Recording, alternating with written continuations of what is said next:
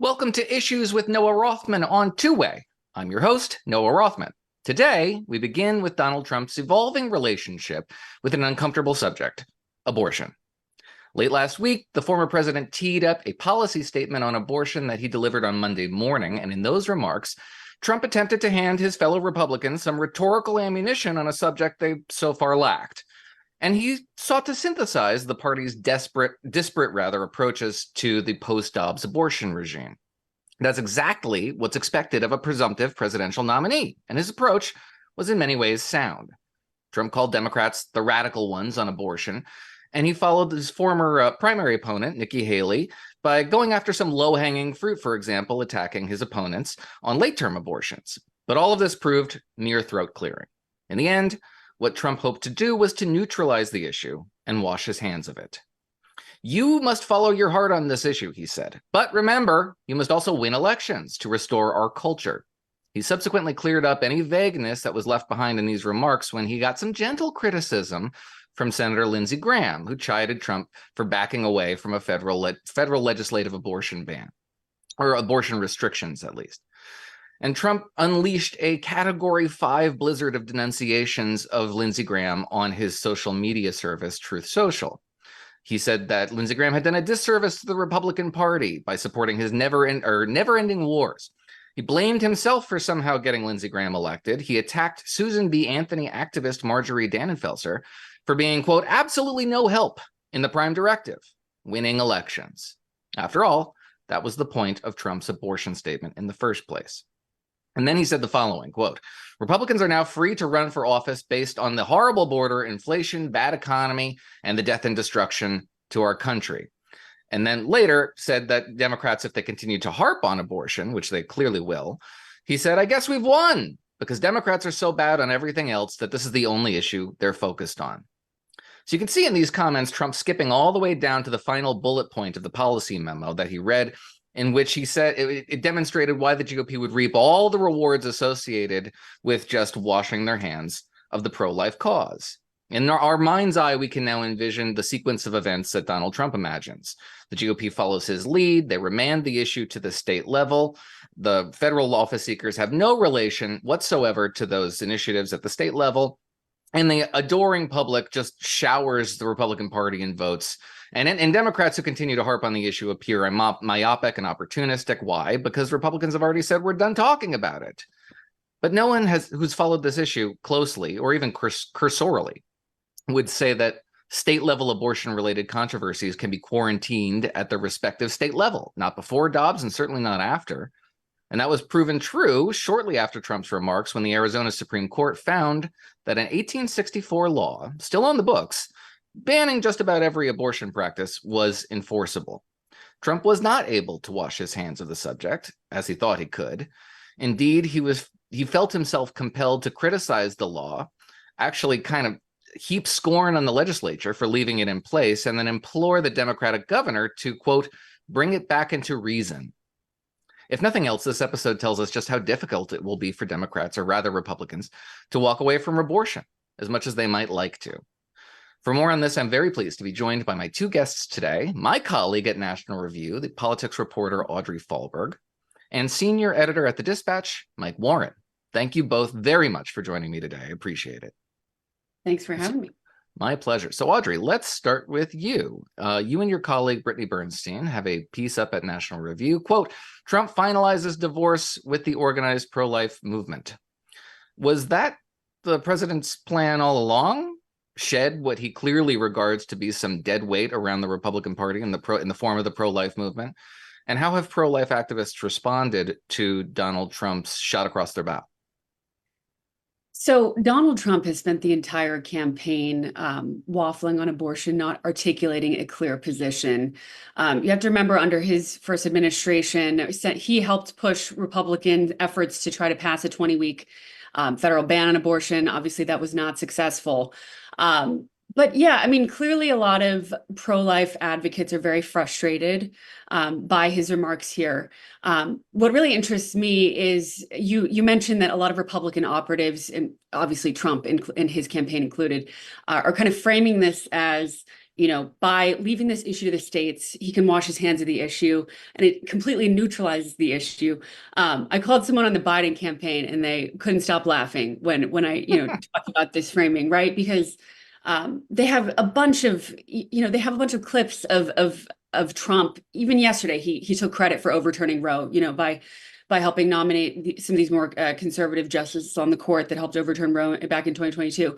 And like you said, I mean, he's going to be tied to every single restrictive state level law now.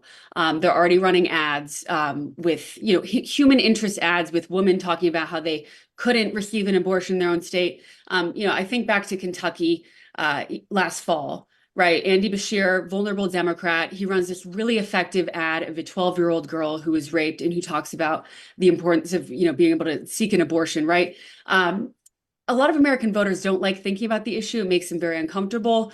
A lot of Americans, if you look at polling, they're not supportive of late-term abortions, but also they're uncomfortable by the overturning of Roe v. Wade. Right. And so I think Democrats are uncomfortable with it. They talk about all these margin cases as though that's the norm.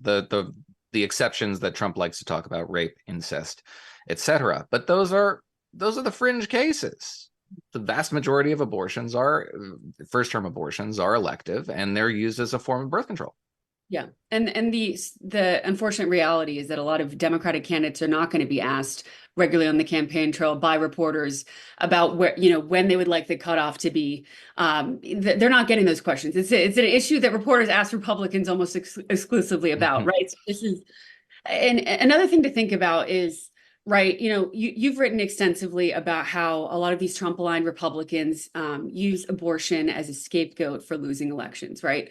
When in reality, a lot of the 2022 Senate Republican candidates were already weak, bad and broke candidates who, after the overturning of Roe, obviously the decision was leaked a little bit earlier, but I think that was June 2022. Correct me if I'm wrong.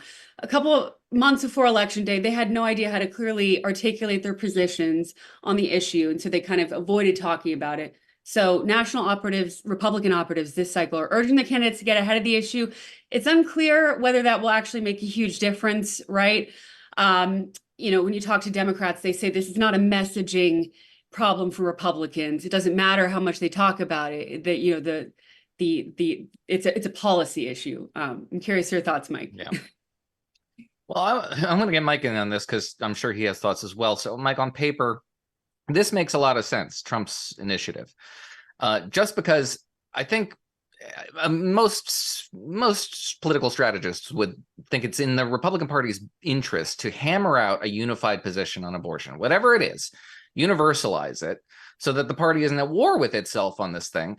And no one can seem to do that but Trump. He's obviously the center of gravity in the GOP. And yet, because he's reading the stage directions out loud here, making it clear that this has nothing to do with principle, it's purely opportunistic. It is just a way to get through this election cycle and get this thorny issue behind them.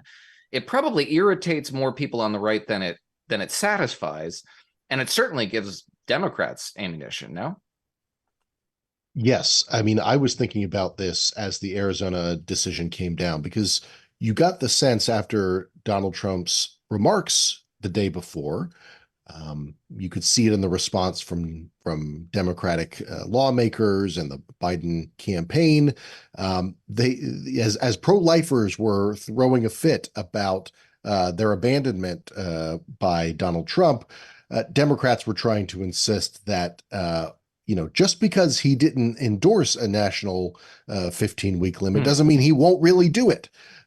There was a sense of desperation, I think, among Democrats that they really need this issue. And that way, Trump is correct, that Democrats really want to run on this because at the moment, as we'll probably talk about later in this hour, the economy is not a great message to run on. Joe Biden is not a great candidate to back. So run with what hurts your opponents.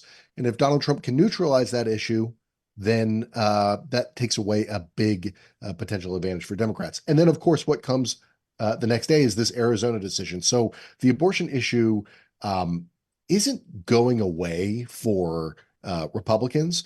And so while I take your point about the issue that every political strategist would recommend coming up with a unifying position, Donald Trump, and you can see this down the line. Just today, Carrie Lake, the Arizona Senate candidate for Republicans who ran for governor in 2022, she came out with a 5-minute video sort of detailing her own position on abortion, in which she's personally opposed, but finds the Supreme Court decision in her state unworkable and outrageous. A sort of long discursive conversation with the camera about sort of talking about this issue carefully and with compassion.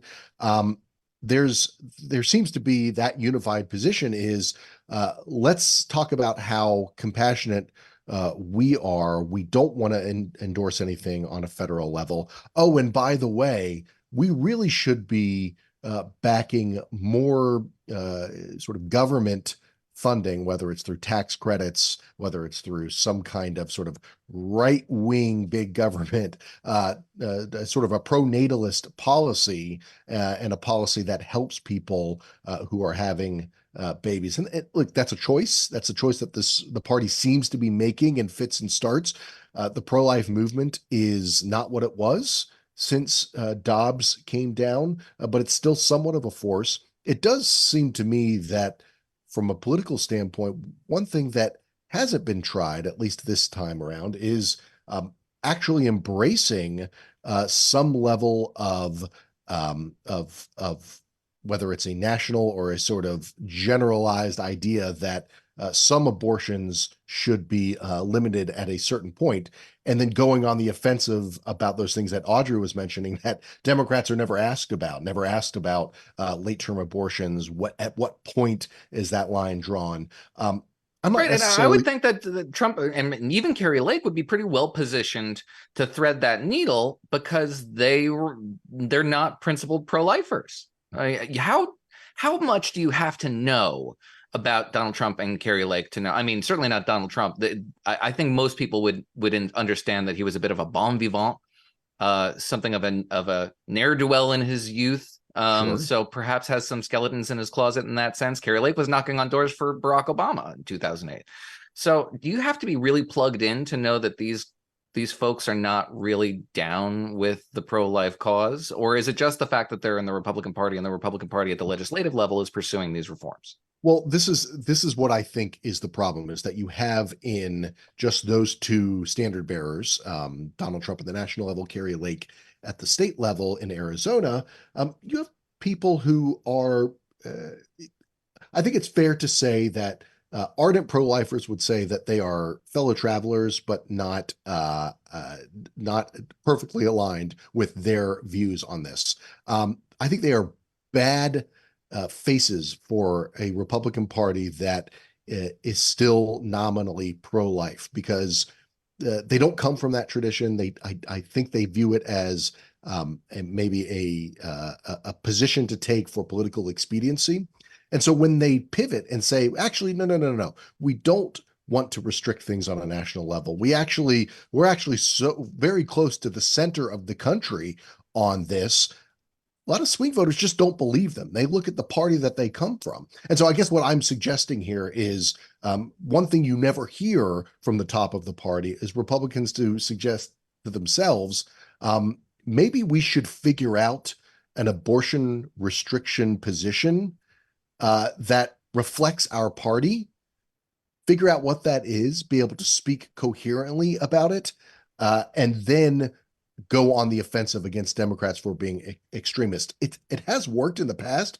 The problem is Republican candidates don't know how to talk about it. They sound like they are either reading from the playbook or they start spouting off in ways that make them sound callous, make them sound like they're ignorant of how women's bodies work. And it's just a disaster. So if they could just fix that problem, Noah, then Republicans would be fine. Just a small little problem there, sure. So Audrey, to that point, to Mike's point, I mean, Democrats believe that anytime Republicans are talking about abortion in any sense, even if they're trying to thread a very cautious needle, they're winning the day. They don't have to try too hard to get Republicans to talk about abortion anyway at the state level. Not just the Arizona case, but a Florida court ruling will put abortion on the ballot in November. It demonstrates just how live this issue is. And regardless of how Republicans talk about it, it's going to redound to the Democratic Party's benefit. At least that's what I think you would hear from Democratic sources. Is that what you're hearing? I think because the Republicans have such a messaging problem, that is the general gist. To go off something that Mike was just talking about with respect to Kari Lake, the problem is, clearly she perceives abortion as a losing issue for Republicans. She, right after the Supreme Court ruling came out, essentially reviving this 106-year-old law, she released this very long statement saying she opposes it, immediately wants the Democratic governor and state legislature to come up with an immediate common sense solution, right? She releases that statement, then every reporter's inbox is suddenly flooded with Kari Lake flip-flops on 1864 abortion law, because when she ran for governor in 2022, she had praised it as a great law, right? So there are these short video clips that are going to redound to Democrats' benefits, I think, in terms of the flip-flopping here. You can practically see the ads that are going to run through November with Trump, right? Where he says, I think the issue should be left to the states. And then they're going to cut to, oh, well, then does he side with the Arizona restrictive law here, even though he had come out against that law, right? They're not going to include that clip in the video. So I think that's definitely going to be a big issue. And Noah, I think the biggest takeaway from this is that if abortion is the issue that it is now, and I believe will continue to be for all the reasons that Audrey just laid out in the national conversation, that is the motivation that Democrats have been looking for, to get their voters out, to get voters off of the sidelines who are very disappointed at the moment or very unenergized by Joe Biden. So that's the thing. In 2022, it's not like abortion didn't matter. It did. It generated Democratic turnout. It drove Democratic fundraising. It has since. But there's an effort on the part of the MAGA right in particular to ascribe all of the GOP's shortcomings in the 2022 midterms to the Dobbs decision. And it's just frankly not true. Trump said this at the time. It wasn't my fault. He's very clear about, there's no nuance to him. It wasn't my fault that the Republicans didn't live up to expectations in the midterms. It was the abortion issue, poorly handled by many Republicans, especially those that firmly insisted on no exceptions, even in the cases of rape, incest, and the life of the mother, that lost large numbers of voters. I can't shake the feeling that there's an effort here to get some insurance in the event 2024 doesn't go Trump's way. He and his allies have retailed this notion for a long time, and it's not true. As Audrey said, vastly more evidence suggests that the reason why Republicans lost winnable races, particularly statewide races in 2022, was because they were outside the mainstream, not on abortion, but on the 2020 stolen election narrative. And Trump will not put that up for negotiation. He still makes references to his 2020 victory. Even Laura Trump, the Republican Party co-chair, who told Garrett Hack at NBC News that they were, quote, past that when she asked whether they were going to continue to litigate 2020. She's putting out robocalls now alleging massive fraud in the 2020 election. They're wedded to this narrative, and it's not up for negotiation. So pro-lifers, you're the ones that have to compromise. You're going to have to be thrown under the bus now, because if we're going to have one real serious, deficit here, we're going to lug some, a millstone around our neck. It's going to be the 2020 election stuff, not your pro-life stuff. Am I just being paranoid here, or is there more evidence to back up my thesis? Well, look, is there evidence that that Donald Trump and his allies will look for any argument at hand to not have to grapple with this fundamental electoral problem that they have, which is that when Donald Trump talks about losing the 2020 election, he loses. This is. I mean, they will try to talk about anything but that. So yes, I think that's reasonable. It's not some grand strategy. It's just right. This is the way that Trump approaches things when the blame game starts to zero in on him.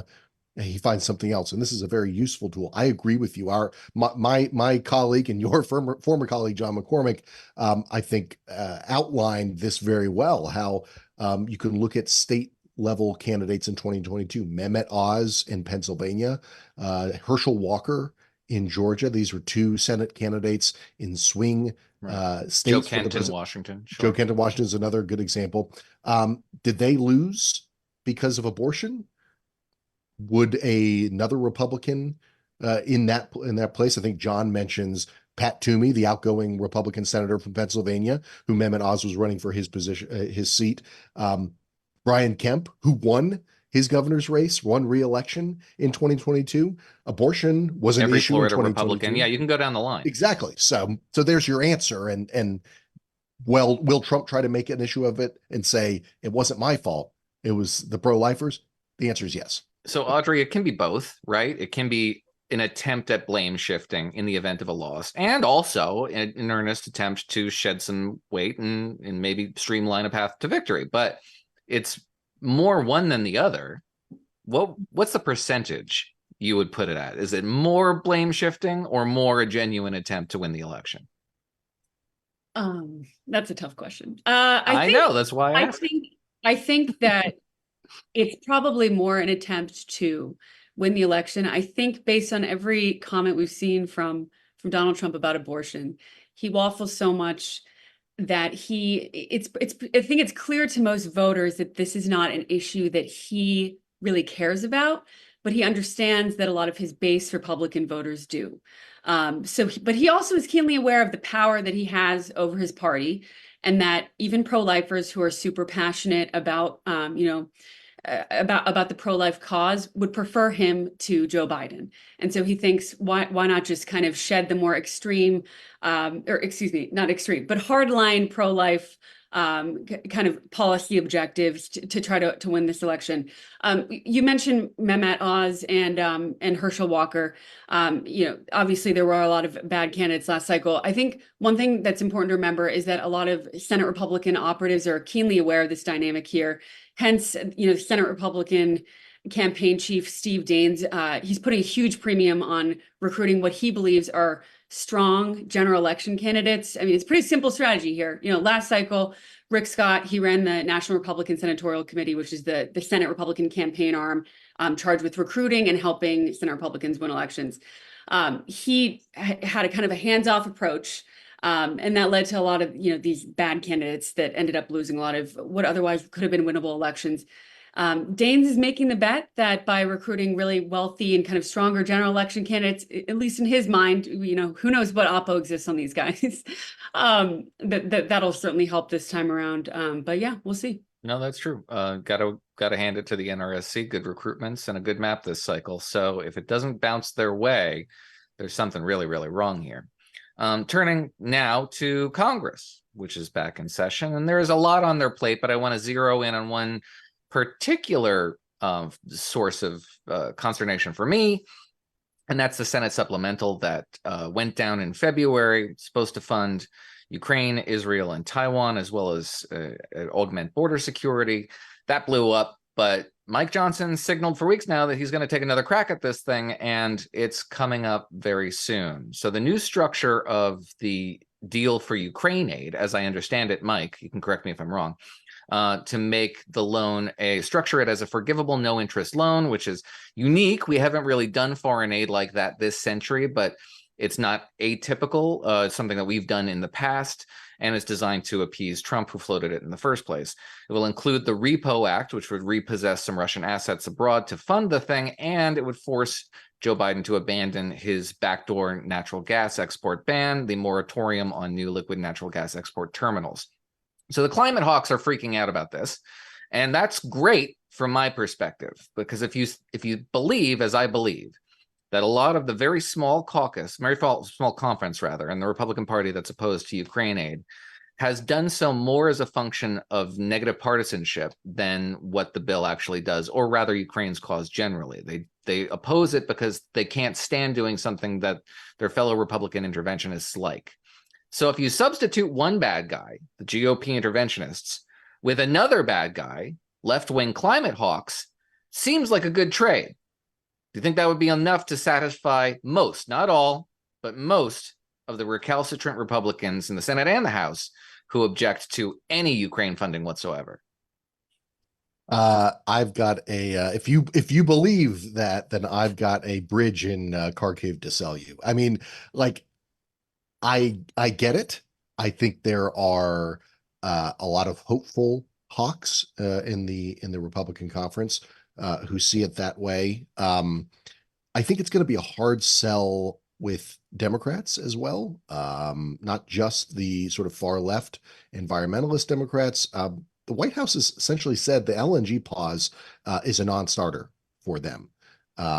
This proposal, by the way, a source of mine on Capitol Hill likened the loan aspect of this to the Lend-Lease Act. Pointing out that there is a precedent for this when it comes to supporting allies or sort of quasi-allies, allies we don't really want to outwardly. Well, there's a Lend-Lease on the books right now for Ukraine, and we had structured loans like this, for example, to post-Warsaw Pact Poland. Yep. Like just a no interest forgivable loan. So it's basically a grant. It's just we usually just forgive. We don't do all this rigmarole. We just give out grants these days, but we're going back to the 90s structure. Hey, the 90s fashion is back in. Why not the rest of it as well? But here's my. I really find, Mike, I'm going to argue with you. You really think that the White House is serious here when it says, oh, we're not negotiating on the LNG ban that we just put on the books 4 months ago? But Joe Biden himself has articulated this logic when he advocated the export of liquid natural gas to confront Russian energy diplomacy, energy blackmail in Europe. These are assets under sanction. He's really going to stand pat on this one. If it passes the House, it passes the Senate, it's on his desk. He's going to say no Ukraine aid for this liquid natural gas, flight of fancy. If this passes the House and passes the Senate, Joe Biden will sign it into law. I don't think it's passing the House or the Senate. And for that reason, I think there is a view among Democrats on Capitol Hill that Johnson can't get this through. He can't even get the recalcitrant Republicans on board. You have this motion to vacate looming over him from Marjorie Taylor Greene. Who knows when she'll pull the trigger and demand that there's a vote on it. She's been complaining about Ukraine funding. And I think Democrats view their talking point as all you have to do, Speaker Johnson, is pass the bill that the Senate passed, the supplemental that the Senate passed back in February. And they think that this is just one step in getting to the point where he feels he has no choice but to hold a vote on that. He says he doesn't want to. He's throwing these bones to his conference. I don't think the conference is going to accept a victory. And at that point, he could be, in real trouble for his own speakership. I'm told that Johnson believes in funding Ukraine and finding a way to fund Ukraine. I think Democrats are calling his bluff on this and saying, you can't pass this proposal of yours. And if you can, great, we'll sign it, we'll move on. But we've got this other thing in our back pocket. The Senate has already passed a bill. All you have to do is bring it to a vote. There are all those internal reasons why Republicans, or that far right wing of the conference, doesn't want to let him do that. But it's sort of the last resort. I think that's what's going to happen. Well, that's depressing. Audrey, so we talked about, Mike mentioned Marjorie Taylor Greene, who's getting a lot of really undue outsized attention this week for her opposition to this and her effort to put a gun to Mike Johnson's head. He's responding as though he has a gun to his head. But how many Republicans on the opposition side of this thing are as dogmatic as MTG? The argument from anti-Ukraine Republicans, in some cases even before Russia's second invasion of Ukraine, was that the country really wasn't worth saving, either due to its corruption or to its position on the periphery of U.S. interests. That's kind of changed now. Now they say committing more support to Ukraine is throwing good money after bad. You can't change the battlefield circumstances. The 2022 successes that Kyiv enjoyed notwithstanding, this all strikes me as a conviction in search of a supporting rationale. But how firm is the conviction? Is it such that enough Republicans will die in defense of cutting Ukraine off to paralyze the House? I think you're right that Marjorie Taylor Greene is getting some undue attention on Capitol Hill, but that's what you get with this very narrow House GOP majority that seems to be shrinking by the day with more and more resignations that we continue to get. Yeah, so to catch people up before the Easter recess, she sent this, signaled this, that she is open to a motion to vacate. She sent a 5-page long Dear Colleague letter, saying that Ukraine is essentially not a priority for the House GOP. I think it remains to be seen whether who else is going to get on board with this. The House is actually voting right now, so maybe we'll get an update in a matter of minutes here. But I think frustration with Johnson's leadership. I think Mike is right that funding Ukraine is a priority for him. I think that there is some frustration with Johnson's leadership, not just among the more hardline conservatives, but some of the more kind of Republican study committee aligned GOP members who are, can be convinced to fund Ukraine, but are also eager for some red meat to throw at the base and really do want to have a border bill that, gets on Joe Biden's desk, right? And so I think there are a lot of House Republicans who think that Johnson's a little out of his depth here in terms of negotiating this supplemental. I was talking to a House Republican earlier today who said that behind closed doors, some of the more hawkish House Republicans are saying, if you're going to go down, then funding Ukraine is a good way to go down, and you'll be remembered well in the history books. And so those are the kind of frank conversations that are really going on behind the scenes here. Yeah, I mean, I've said this on previous episodes of this thing, but the pressure is so light on Republicans who regard their position in posterity as being threatened by their position on Ukraine, because posterity will not remember Marjorie Taylor Greene. They will remember Joe Biden. And if Ukraine collapses under his watch, it will be his failure. And I bet that's probably that's a big temptation for Republicans, at least those who are politically savvy enough to recognize that. Mike, we've been talking a lot about Republicans. What about the Democrats here? We had this report in the Wall Street Journal that upwards of 20 Democrats in the House were prepared to balk at this too, not because of Ukraine, but because of Israel aid. We've seen a fair amount of hostility to Israel's cause from Democrats and progressives. It's only getting more intense. And let's say Republicans somehow managed to find a path to 217 in their conference. I kind of doubt it. They would need, obviously, some Democratic votes. But Democrats have to worry about the integrity of their own caucus. Yeah, I mean, if their leadership would force some of them to put their names on this thing, they would resent it, and they would show just as much dysfunction as the GOP, or at least a similar amount, maybe not exactly the same. Yeah, the good thing, though, for those House Democrats is they're in the minority still. And in the minority, you can kind of do for now what you want. For now. I know. Well, hold on. Let me double check on Twitter to make sure there haven't been 3 deaths in the Republican conference, and now the Democrats have the majority. But I'm interrupting you, but there was this talk. I mean, some Republican, I forget whose, said, well, bring on the motion to vacate. What's that going to yield except Speaker Hakeem Jeffries? Well, this is interesting, actually, and it's not going to be exactly answerable to your question about the Democrats, but I do think that there is some frustration in the center of the conferences, particularly on the Republican side. They were willing to go to bat for Mike Johnson when he was eventually emerged as the successor who had the votes to succeed Kevin McCarthy last fall. They were willing to go along with him. I think there is a little less patience with Mike Johnson at this point. And I think there is a sort of a willingness to consider what the Democrats have to offer. It's crazy to think about. Could there be some kind of center left with some center right people in a coalition to finish out the year with a Speaker Jeffries? It sounds crazy until it doesn't. So, I mean, we'll just have to see how well Johnson can play it. I've even also heard the idea that if Johnson makes a really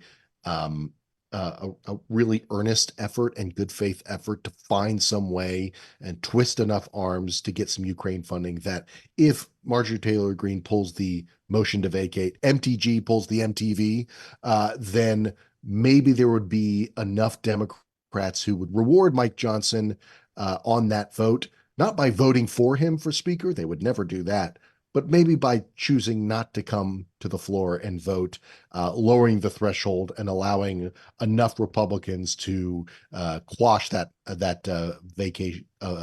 motion to vacate the chair. It's whatever precedents we have, iron laws of how Congress should work, throw them out the window, because it's all new now. I think a problem there, though, is any Republican speaker who depends on Democratic support to keep his job is going to have some struggle fundraising and keeping the goodwill of the rightmost flank. Even as you said, it doesn't necessarily require them coming on the floor and voting in favor of him, right? But yeah, that's it. I mean, that what you're describing there, Audrey, is difficult to message. It's not as easy as Democrats saved Mike Johnson. It's Democrats declined to not let Republicans kill Mike Johnson. It's just kind of a passive. Passive on their part. We heard so much about how it was Democrats who ousted Kevin McCarthy because Matt Gaetz's motion to vacate only had 8 Republican votes, and all the rest were Democrats. Right. I mean, partisans are going to partisan no matter what. So sure. I think I agree with you, Noah. It's harder to message that. So Mike Johnson's heading down, speaking of election fraud and election denialism, Mike Johnson's heading down to Florida, is going to apparently appear alongside Donald Trump and talk about the need for election integrity, which could be very banal and probably will be, but it'll be coded with all sorts of 2020 denialism. I'm sure of it. But when it comes to Ukraine, Donald Trump has maintained a really practiced ambiguity regarding his views on the utility of providing more support for Ukraine. Audrey, do you have any sense from your reporting of what his true views are, if he has them at all, and if he's willing to influence the decision-making around this? Whatever his verdict is would be the last word on it. I'm not sure that this is a major campaign priority of his. You're right that his position has been deliberately ambiguous. I think that's probably because he wants to see how the situation ends up playing out. We still got a long way until November, right? So he doesn't want to be tied to, I think, a particular position now. You talk about, how Trump's position on the issue might affect Speaker Johnson. I think the problem for Johnson is that Trump doesn't really care about Speaker Johnson's political future. But he's even does he care about? Save his own. One person's. Right. Yeah. So I'm sure that he's going to make that private plea to Trump when he sees him. It'll be interesting to see, after he sees him, if Trump comes out with some statement, talking about how great Speaker Johnson is, because I think so many sitting House Republicans are so concerned with their own reelection prospects and not getting under Trump's ire, because, I mean, when, as you referenced earlier with Lindsey Graham disagreeing with him on abortion, then you get a 8,000 word Truth Social post bashing Lindsey Graham. But just one more note on Speaker Johnson. I think that one political dynamic here that redounds to his benefit is the reality that McCarthy was ousted very, very recently. That's still seared into House Republicans' minds. I think, if Mike Johnson can't do it, then who can? Who's next? I remember reporting on this in October, and yes, people settled on Mike Johnson because he was seen as, a very affable, kind person interpersonally, a strong conservative and an ally of somebody who could be kind of an ally of the centrist part of the conference and, the hard right wing. But also there's this real sense of fatigue. We got to just settle on somebody. And so I think, that's an open question that people are certainly thinking about. If this guy can't do it, who else are we going to end up with? Last one on this topic to you, Mike. Senate Minority Leader Mitch McConnell has sort of devoted what remains of his political career to, in his own words, trying to correct the Republican Party's isolationist tendencies when a Democrat is in the White House. And he's been very vocal in support of efforts to fund our embattled allies abroad, Israel, Ukraine, and Taiwan. I detect nothing in the way of that campaign having any influence or effect over the fellow Republicans in the Senate conference or the House conference. His influence has just been so profoundly diminished over the course of the last 18 months. Really hasn't been that long since he was, just something of a lodestar for the Republican Party, and just the air has just evacuated that balloon with significant alacrity. Are you seeing more influence from this campaign? Is it bearing any fruit among Republicans, or is he just barking at the moon? There are a lot of people in the Senate on the Republican side who are not the loudest, who are not the sort of most attention seeking, who consider themselves McConnell acolytes, who sort of learned at the feet of the great Mitch McConnell and how the Senate works. These are people who very well could be longtime leaders in the Republican conference in the Senate. I wonder if what you're sensing, Noah, is the ranks of that sort of non-interventionism caucus within the Republican conference growing. It does have more people in it, but they are also loud. They are also vocal. I'm thinking of, in particular, J.D. Vance has sort of made this, his issue, and he's a media savvy guy, and he is a very, very outspoken about this. I think McConnell still has a lot of children. Out tweeting. Fair enough. He a lot, but he tweets through it. It's 2024, that's the way we are outspoken these days. But I think McConnell has a lot of children in the Republican conference. I think it's going to be more difficult, particularly when he's gone. There's this jockeying going on for who's going to be the next leader. Whether it will be John Cornyn or John Thune, or somebody else. So, yeah, absolutely. It will be named John, though. Yeah, that's in the bylaws for the Senate Republican Conference. Must be named John. Are either of those going to be staunch anti-interventionists? I would say that what I know about them, what I followed in their careers, the answer would be no. But they're also going to be kind of beholden to their conference. I think the question you're asking here has yet to be tested. If there is fruit from what McConnell's been doing, we may not see it now. Let me get back to you on that when there's a fight, when there's an election for majority, or I should say Republican leader on the Senate side. Then we will know whether it has borne any fruit. Fair enough. So off to our third and final topic of this show. We've been talking a lot about Republicans. Let's talk about Joe Biden and his party, because they're in just as bad straits. We got some pretty rough news for the White House this week from the Bureau of Labor Statistics in the latest Consumer Price Index report. The prices in March went up on average, signaling that the economy is still running really hot. Inflation is not behind us, despite high interest rates.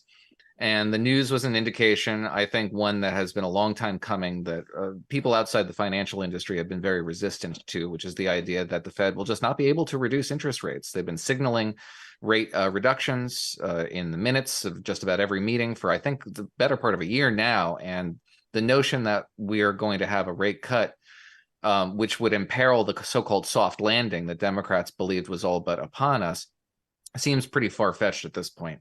So my two-way colleague, Mark Halperin, along with the pollsters at WIC Insights, focus grouped some undecided voters recently. And when it comes to the economy, their impressions should make Democrats super nervous. Many of them cited the downstream effects of inflation as their foremost concerns. Not inflation itself, not just the high prices that are directly attributable to inflation, but the pain associated with the instruments you need to bring inflation in line, like high interest rates, high borrowing costs in particular, housing market. All that stuff is really just dragging on them, and they can't really put their finger on it. Audrey, these voters blame Joe Biden for their economic circumstances. That much they know. But it's really hard to see what the president can do at this point to assuage their concerns. Joe Biden's former chief of staff, Ron Klain, is caught on a hot mic recently, and he's saying, why is Joe Biden spending all this time talking about bridges? Bridges are boring. Stop talking about the bridges. Start talking about the economy. They want him to talk about the economy. But what's he going to do? That cake is so baked. Even if the Fed were to bring interest rates into line, which is like unlikely now, it wouldn't have any effect, any appreciable effect before the summer, at which point all of voters' impressions about the economy are pretty well baked in. What's Joe Biden to do? He can't talk about the economy. He has to ignore it. Anything he says will remind voters of why they dislike Biden so much. And if you bring this question to Biden campaign staffers, what is his economic messaging going to look like? They'll say, oh, well, we ran some ads on this in the fall. And their biggest point is to talk about the lowering of prescription drug prices. The number of times I heard that from Democrats the day of the State of the Union was, a million times, right? So you're exactly right. They don't know how to message this. Obviously, when they tried to talk about Bidenomics, that became a perfect line for Republicans to kind of hit them. And no House Democrat has used the term. That's the stupidest thing among the many stupid things that Joe Biden has done in his term in office, branding an economy that everybody hates with your own name is a really stupid thing to do. It was obviously stupid at the time.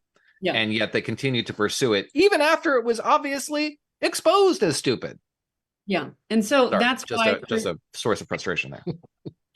Through November, they're going to just keep on hitting Republicans and Trump in particular on abortion. That is just going to be, we've known this for since the overturning of Dobbs. They think that this is their winning issue. They're going to keep focusing on it. Yeah, that's pretty much where he's at right now. So Mike, when these undecided voters, they express their belief that Biden is to blame, right? But they can't exactly put their finger on why. So they don't cite, for example, why inflation increased so significantly, so rapidly under his watch. They don't reference the American Rescue Plan, the Infrastructure Act, the Inflation Reduction Act of all things, which should probably come down to this White House's not to this White House's benefit at this point. But they just have a vague, nebulous idea of what is basically experiential. They've experienced this bad economy and they know it happened under Joe Biden's watch, and that's that. Democrats have been trying to argue voters out of their own experience for a while. Look at the data, they say, look at all these macro statistics, but now the data doesn't match their sentiment. So they can't even try to argue voters out of their impressions looking at the data. They've been robbed of their last and final, safe redoubt here. Yes, they have, which maybe suggests they should stop trying. And if for no other reason, then there's not much that there's really nothing the Biden campaign can do at this point on in April 2024 to message their way out of this. That being said, there are indications that even with this sort of inflation still high or still hot report, there are indications, in fact, that things are certainly not as bad as they were at the peak of inflation. What that was sort of spring and summer of 2022, when inflation, the CPI was something like 9%, and it's still low, and if you can see some of this in some of the macro polling, where polling is garbage this time around. It's really hard to know exactly where things are. This is a problem, Mike, because my next question is on polling. Well, then I'm gonna jump ahead of and just say there is polling that indicates that the presidential race is tightening a little bit, and I would say that people are probably confused. They have this sort of there's a lingering sense that the economy is maybe worse than it is. And I don't mean to downplay, again, that inflation is hot, but I think it's not as hot as it maybe appears. You're seeing actually prices on the kind of everyday goods that people buy, groceries, certain household goods. Those prices are actually down. I do wonder if in 3 months, or just not growing as slowly. Sorry. I should say inflation is cumulative. We've been living with this for 2 years, and if it's only growing at 0.2%, it doesn't really matter if it was growing at 10% over the last 2 years. Correct. The price growth is negative at this point. So again, this is not great, but I do wonder if there is a little bit of sense that the economy is just on its way to that soft landing the Democrats hope for. What Biden can do between now and then is really nothing. He's just got to wait and hope that things seem not as bad as they did. That's his best economic message at this point. I sympathize with Ron Klain. Bridges are boring. I don't know what else Biden can say, and certainly what the Biden administration can do between now and then. It's all about perception, and they're just losing that perception game. Whether or not that's fair, I think it's mostly fair, but I think there's also some hope on the horizon. They've just got to wait for it. Audrey, Mike's actually right. So we do focus a lot on undecided voters, as we obviously should. They're the margin maker, the majority makers, and they're going to determine who the next president is, or the next Congress, and the next Senate. But they're low propensity voters, especially if they're disinclined to make a decision this far out. They may just simply wash their hands of it. Partisans, however, do come out and vote, and you need your side to be enthused, and you need the other guy's side to be unenthusiastic. And we have seen some suggestion in polling. It is polling. We'll leave that out there. But nevertheless, there's some indication that voters are beginning to look on this economy as though it's less of a travesty than it was in 2021, 22, and even 23. People say their personal finances are improving, close to a majority in the last survey that I saw. Consumer sentiment is on the rise. Many believe the economy isn't as bad as it was. And when they look ahead to the future, they see more say it will be positive, the economy will be positive, than say it will be negative. And that's a reversal from 22 trends, 2023 trends. It's not necessarily a reason for Democrats to celebrate, right? They have a lot of work to do, but you might call it breathing room. So does the CPI report, Audrey, break that trend? Do all of a sudden voters say, oh, it was all a false dawn, my optimism was misplaced, I sacrificed all of it? Or does the CPI just brush past them, like you would think it would, because voters or Democrats are consistently haranguing voters to look at the data, and they just don't? So why would they look at this CPI report and change all their opinions? I think that broadly speaking, we got to wait to see what the economy looks like over the summer. That's when way more Americans are going to be actually paying attention to the presidential election. I had a college friend who asked me a couple months ago if there was a presidential election this cycle, which there you go. Kind of alarming. But so I've been sending her some more. I hope she studied STEM. Out her by name, Audrey. Come on, this is I can't do that. Shamed.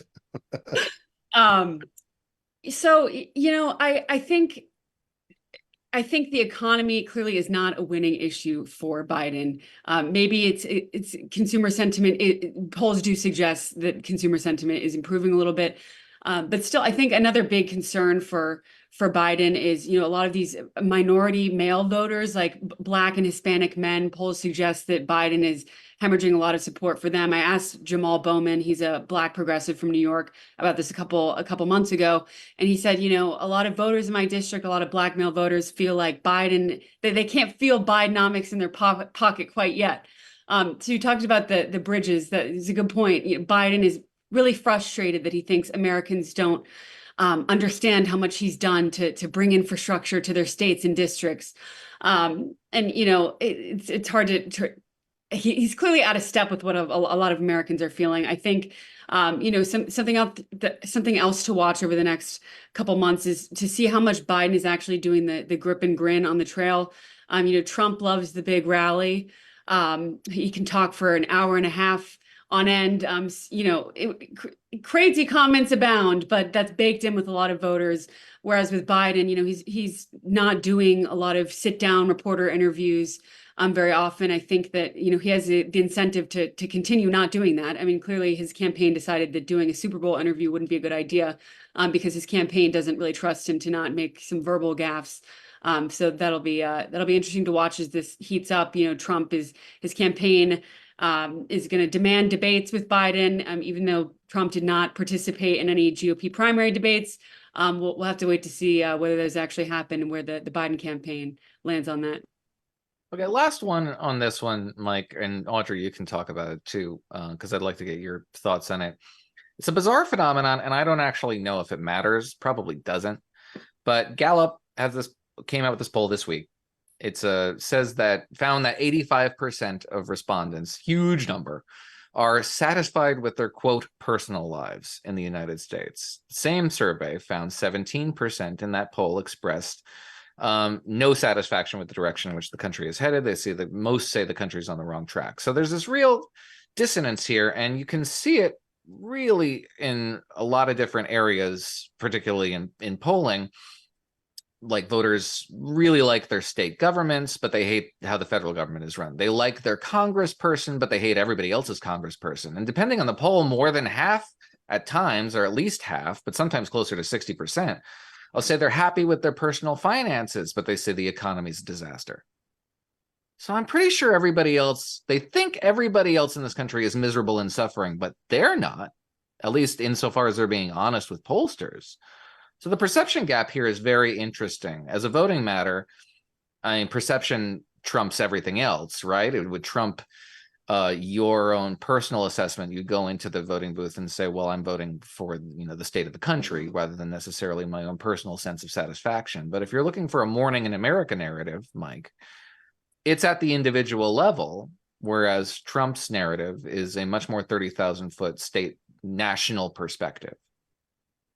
Yeah, and there's something poetic about the fact that everybody seems, not everybody, a lot of Americans, most Americans, the vast majority, majority of Americans seem content with their personal lives, miserable with the state of the country and the sort of public sphere. And here we are with a presidential election between two exceedingly unpopular candidates. In fact, the same ones we were voting on 4 years earlier. There's just something there's something poetic about that. There's something about our discontent with these choices and with the way things are, and yet our personal satisfaction. I can't quite suss out what it means, but I do think that if you want to kind of try to figure out some cold, hard, well, what will this mean for who will win the presidential election? I think that is, in all everything else static, I think that's a good sign for Biden, because the partisans will do what the partisans will do. Republicans will vote for Donald Trump no matter what, no matter how they feel about their personal lives. Democrats the same way for Biden. It's all about the margins. It's all about that swing voter. I said this on Twitter, this very observation, in a much smaller and more succinct way. And I got, just the usual reaction, which is, are you a Democratic plant? Right. Why would you be saying that? You're angling for some kind of a House conservative job on CNN. If you're not retailing miserable news and misery, you're perceived to be on the other side by, at least, as you said, the partisans. True. But look, I mean, I think that the fact is that incumbency is powerful, and it's a powerful thing. I think Biden's biggest problem, the reason why even the incumbency might not save him, is just the perception, as you were saying. Perception is everything. The perception that he is incapable of doing the job, and that's an age thing. That has nothing to do with what he's done or what he hasn't done in Washington, on the world stage. None of that matters. I think there was some polling that indicated everybody had these low opinions of Joe Biden's the low approval of him on all these different issues. And what it really reflected was they have a low opinion of him and his ability to do the job of the presidency, because they can see that he's an 80-year-old man who walks slowly and appears to have lost a step since he's been on the public stage for the last 40 years. All that being said, though, it seems like if apathy about the public, about our sort of public life is sort of the where people are, that just redounds to the benefit of the incumbent. And if you had to, gun to my head, that's how I think that shakes out in the presidential race. Audrey, what's your perception here? Or rather, what's your view here? Is the personal, the concrete, going to be more relevant in the voting booth in November, or the broad 30,000-foot perception of the state of affairs? I think I broadly agree with what Mike said, and I think that the age issue is the biggest concern for Democrats. You have this kind of strange behind-the-scenes dissonance where Ron Klain, who knows, by saying those remarks, did he want those remarks to get leaked? Maybe, probably, right? So you have a lot of Democrats behind the scenes, like, leaking stuff to reporters that they really hope will, give advice to the Biden campaign. Oh, Biden's got to do the grip and grin. He's got to be on the trail more. But then you obviously have his own aides who are, probably behind the scenes concerned that if he does do that grip and grin, and maybe he has a huge fall, and then that becomes the narrative for the next 2 months, right? He got a lot of flack for doing the basement campaign during COVID, but he won. So, maybe we'll see some of the same thing in the final months of November. We will see. We're out of time. Thank you both for joining me. You have been watching Issues with Noah Rothman on Two-Way. You can find me, as always, on nationalreview.com or on Twitter X at Noah C. Rothman. I really appreciate both of my guests joining me today. Audrey Fahlberg, you can read her at National Review. Follow her on Twitter X at Audrey Fahlberg. And Mike Warren, you can read him and should read him at The Dispatch. He's at Michael R. Warren. And as always, thank you to all of you for joining us, for watching, for listening. I really appreciate it. And we will see you next week.